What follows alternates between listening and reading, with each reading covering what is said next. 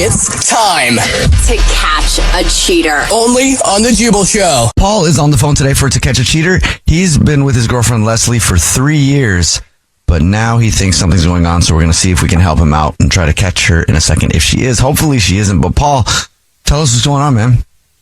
Yeah, I've been with my girlfriend Leslie now for 3 years, and overall things have been great. It's been a nice 3 years.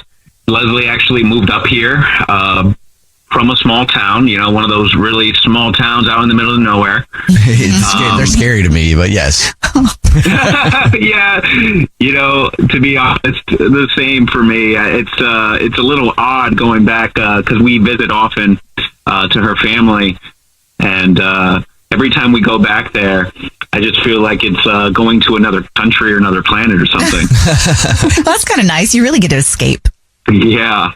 And it's not really a big deal to visit often. I know, like I said, it's like another planet over there, but, my relationship with my family's, at best strained. So, I've never had a problem going back with her as frequently as we do. But unfortunately, this year, I'm not able to go back and visit with her on her mom's birthday. Okay. Yeah, I'm really swamped at work, and it wasn't really a huge deal, but that's kind of where, in regards to this trip and me not going with her, is kind of where suspicion started creeping in. Okay. Was she upset that you couldn't go with her? Well, see, that's the thing. It actually didn't seem like she was upset that I wasn't going with her. Mm. And, recently, I feel like she's been kind of pushing me away. I feel like, she's been getting, a little bit more distant from me. We've been getting into more arguments. And, one thing I've noticed and the thing that I'm worried about is this guy, Joel. Who's Joel? Well, Joel is it's her ex from, like her kind of high school sweetheart kind of guy, still lives in that small town where she came from. And I've noticed that her and Joel have been texting a lot more, recently.